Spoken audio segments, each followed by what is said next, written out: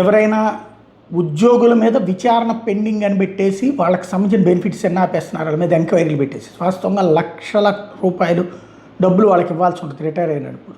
ఇప్పుడు ప్రభుత్వం దగ్గర డబ్బులు లేనప్పుడు ఈ విధమైన గేమ్స్ కూడా ఆడుతున్నారు. ఈ నేపథ్యంలో పింఛన్ అనేది ఉద్యోగ ఆస్తి హక్కు, ఎవరిది కూడా అట్లా ఆపడానికి వీల్లేదు అన్నటువంటి ఆదేశాలు ఇచ్చింది ఆంధ్రప్రదేశ్ హైకోర్టు. విశేషం ఏంటంటే 79 ఏళ్ల వయసు వచ్చిందంటే 60 ఏళ్ళకి రిటైర్ అయినటువంటి ఒక ఆయనకి ఆయన మీద అంతకుముందు డిపార్ట్మెంట్లో వర్క్ చేస్తుండగా చేసిన వేసిన ఎంక్వైరీ పోనీ ఎవడన్నా ఎంక్వైరీ ఫైనల్ చేశాడంటే ఏం లేదు. ఇప్పుడు ఆయనకి 79 ఏళ్ళు వచ్చింది, ఇంతవరకు ఆయన పెన్షన్ బెనిఫిట్స్ ఇవ్వలేదు. దాని మీద విచారణ పెండింగ్లో ఉందని పదవి విరమణ ప్రయోజనాలు ఆపద్దు, పెన్షన్ అనేది ఉద్యోగ ఆస్తి హక్కు అంటూ 8 వారాల్లో పిటిషనర్కి పదవి విరమణ ప్రయోజనాలన్నీ ఇవ్వండి అంటూ ఆదేశాలు ఇచ్చింది. ఇన్ని సంవత్సరాల పాటు పెట్టారు అంటే మనం దేశంలో ప్రజాస్వామ్యంలో ఉన్నామా లేదా అన్నది ఆత్మవిమర్శ చేసుకోవాలి. అట్లా తమ సహ ఉద్యోగి ఇట్లాంటి పరిస్థితి ఎదుర్కొంటుంటే చూస్తూ కూర్చున్న ఉద్యోగ సంఘాలని అభినందించాలి.